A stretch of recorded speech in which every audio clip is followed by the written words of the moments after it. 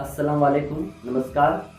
आज के इस वीडियो में हम बात करेंगे श्वसन तंत्र के बारे में। ये श्वसन तंत्र है, ये बहुत ही इंपॉर्टेंट टॉपिक है। इसको वीडियो को जो है गौर से वॉच करना। जो श्वसन तंत्र है ये अंगों का वैसा समूह है जो हमारे शरीर में श्वसन क्रिया में सहायक होता है ना। सामूहिक रूप से ये हमारे श्वसन क्रिया में सहायक होता है और इसी को हम क्या कहते हैं, श्वसन तंत्र।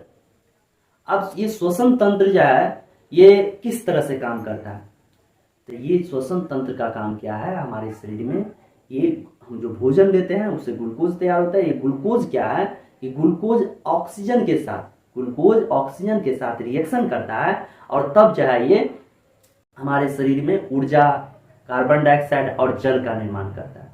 क्या क्या बनता है, देखो फिर से देखो।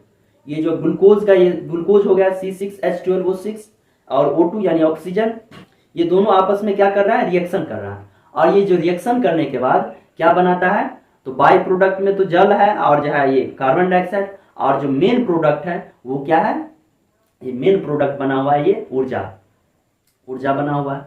ऊर्जा बनने के बाद जो है ना हमारे शरीर में गर्मी आने लगता है। तो यही वजह है कि आप देखोगे कि जो इंसान मर जाता है तो उसका शरीर छू के देखना, उसका शरीर ठंडा पड़ जाता है। क्यों, तो इसका यही वजह है कि वो सांस नहीं ना लेता है। सांस लेगा तभी ना जाए उसके शरीर में ऊर्जा बनता रहेगा और शरीर जो है में उष्मा भी जो है बना रहेगा, तो उससे गर्म रहेगा शरीर। लेकिन जो मरा हुआ इंसान है तो उसमें जो है सांस ही नहीं ले रहा तो ऊर्जा खाक बनेगा। तो ये चीज ध्यान में रखना। अब बात करते हैं हम, एक टर्म है श्वासोच्छ्वास। सभी को जहां हम देखते हैं ना, जब भी कहता है ये श्वसन का बात, तो उसको क्या लगता है कि सिर्फ और सिर्फ ये सांस लेना और छोड़ना है। भाई सांस लेना और छोड़ना ये जो है ना, ये क्रिया कहलाता है श्वासोच्छ्वास, ये श्वसन नहीं कहलाता। ये उसके अंतर्गत जो है ये टॉपिक है। इसका मतलब ये नहीं कि ये श्वसन तंत्र यही सीधे जो है ग्लूकोज आपके लिए ऊर्जा बना रहा है डायरेक्ट। जैसे सांस लिया, सांस ले रहे हो ऐसे ऊर्जा बन रहा है, आप जो है उसका यूज करना ही। सांस लेते हो और जो छोड़ते हो ये क्रिया क्या कहलाता है, ब्रीदिंग कहते हैं इंग्लिश में, और हिंदी में इसको क्या कहते हैं, श्वासोच्छ्वास। और ये भी आपके शरीर में दो प्रकार के होते हैं श्वासोच्छ्वास। एक होता है निःश्वसन, एक हो गया निःश्वसन। एक बार बोलो निःश्वसन, एक बार बोलो निःश्वसन। क्या, निःश्वसन। तो निःश्वसन हुआ जो हम सांस जो है अंदर खींचते हैं, यानी सांस लेते हैं और जब हम ऑक्सीजन ले रहे होते हैं तो वो हो गया निःश्वसन। इसमें हम वायुमंडल से कितना परसेंट जो है ऑक्सीजन लेते हैं, 21%। उसके बाद जो है ये कार्बन डाइऑक्साइड 0.03%, और ये नाइट्रोजन जिसका उपयोग हम डायरेक्टली कर नहीं सकते हैं वो कितना लेते हैं, 78%।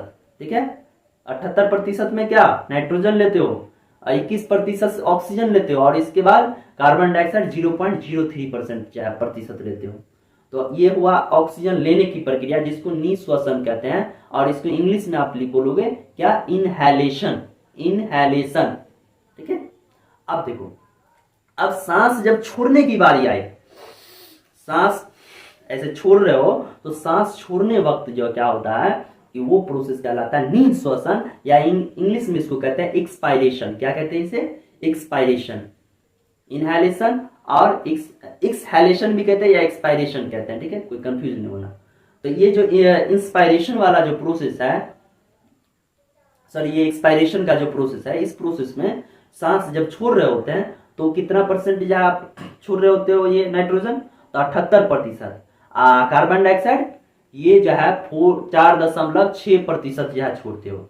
अब कहोगे सर आप तो कह रहे थे कि सांस लेने वक्त 0.03% ही जो है ये कार्बन डाइऑक्साइड लेते हैं, लेकिन छोड़ने वक्त 4.6 कैसे हो गया। तो ये 4.6 इसलिए हुआ कि जब शरीर में ऊर्जा बन रहा होता है ना, तो ये कार्बन डाइऑक्साइड भी तैयार करता है, और वही कार्बन डाइऑक्साइड की जो क्वांटिटी बढ़ के इतना हो जाता है, 0.03 से कितना बन जाता है, ये 4.6%। अगर ऑक्सीजन की बात करेंगे तो ऑक्सीजन तो 21% लिया था, लेकिन अब छोड़ने वक्त कितना ले रहे हो, ये ले रहे हो सिर्फ और सिर्फ कितना, ये 17% छोड़ रहे हो। यानी कि आप इस्तेमाल में कितना लाया है, 21 में से 17 घटाओ कितना होता है, 4% हुआ ना, तो 4% का ही आप इस्तेमाल कर पाते हो।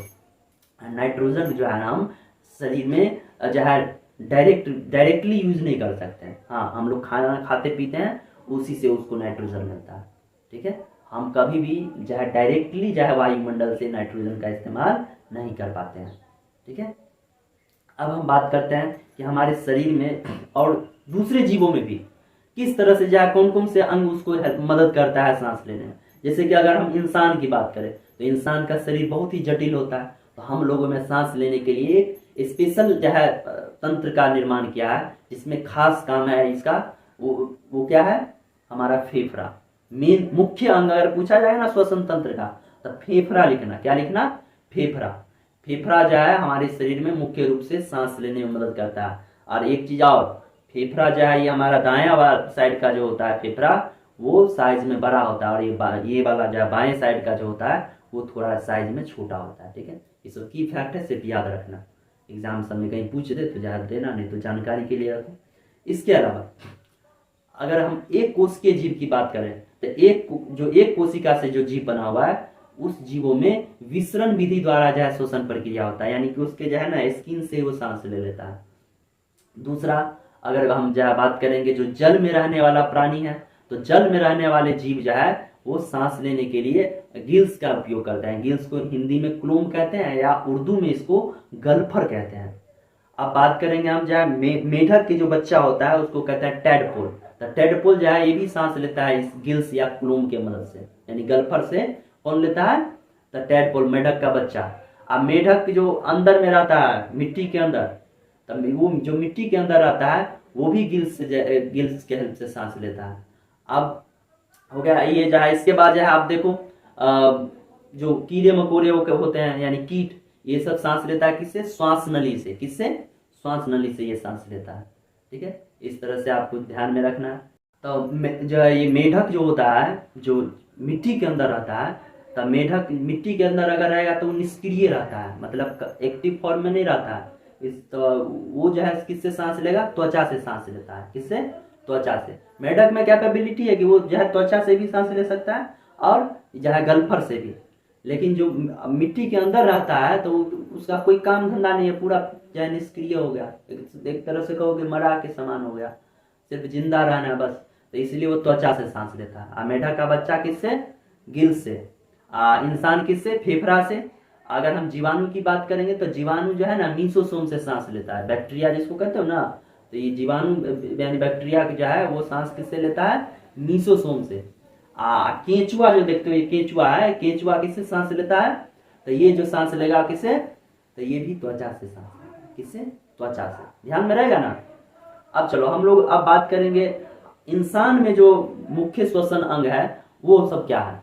तो वह इंसान में वैसे जो है अंग जो उसको श्वसन क्रिया में सहायता देता है उसको कहते हैं क्या, श्वसन अंग। तो श्वसन अंग में पहले यहाँ देखो, ये जो है ये छेद जो है ये, इसको क्या कहते हैं, नासा छिद्र। क्या कहते हैं इसे, नासा छिद्र। ये हो गया नासा का पार्ट। फिर यहाँ से हो गया ये, यहाँ ये जो रिंग जैसा स्ट्रक्चर है इसको कहते हैं क्या, ट्रैकिया। ये ट्रैकिया जो है, इसके अलावा यहाँ से जो है देखो, यहाँ से फिर आगे आया ये ब्रोंकियल्स। ये ब्रोंकियल जो है ना, ये ट्रैकिया आगे आकर के ये दो पाइप में बदल गया, दो, ये इधर फेफड़ा इधर वाला ये फेफड़ा में जुड़े, तो ये ब्रोंकाई कहलाता है। ये ब्रोंकाई से फिर जो है हमारा फेफड़ा के अंदर ये जा करके बहुत सारे जो है इस शाखा जैसा बना हुआ है, उसको कहते हैं ब्रोंकियोल्स। और उस ब्रोंकियोल के अंदर जो है वायु कोष्ठक बनता है, जैसे गोल गोल गोल गोल जो देख रहे हो, ये क्या है, वायु कोष्ठक है। वायु कोष्ठक का काम क्या है, ये हमारे जो है शरीर में ऑक्सीजन को एब्जॉर्ब करना। क्या करना, ऑक्सीजन जो होता है ना उसको ये एब्जॉर्ब करता है, यानी कि लेता है, ग्रहण करता है। उसको जो है ना एक एब्जॉर्प्टिव एरिया, यानी कि जो है एक एरिया बढ़ाता है ताकि ज्यादा से ज्यादा ऑक्सीजन इसके अंदर आ सके। समझ रहे हो बात। तो ये चीज है। तो यहाँ पे जब आता है कि ये सिर्फ ऑक्सीजन को ही नहीं, ये जो वायु कोष्ठक है ऑक्सीजन के साथ साथ ये CO को भी जो है लेने लगता है, यानी कि ये बड़ा ही गिरगिट के समान है। ऑक्सीजन और जहाँ अगर कार्बन मोनोऑक्साइड रहेगा, CO मतलब हो गया कार्बन मोनोऑक्साइड, तो ये ऑक्सीजन को छोड़ देगा, कार्बन मोनोऑक्साइड के साथ फरार, मतलब कार्बन मोनोऑक्साइड को ही ये इस्तेमाल में लाता, मतलब कि पूरा शरीर में भर देगा धुआं धुआं। धुआं सब देखोगे ना, धुआं में सबसे ज्यादा कार्बन मोनोऑक्साइड होता है। तो जैसे ही जाए इसको जाए देखा, ले धुआं धुआं धुआं कर देगा पूरा शरीर को।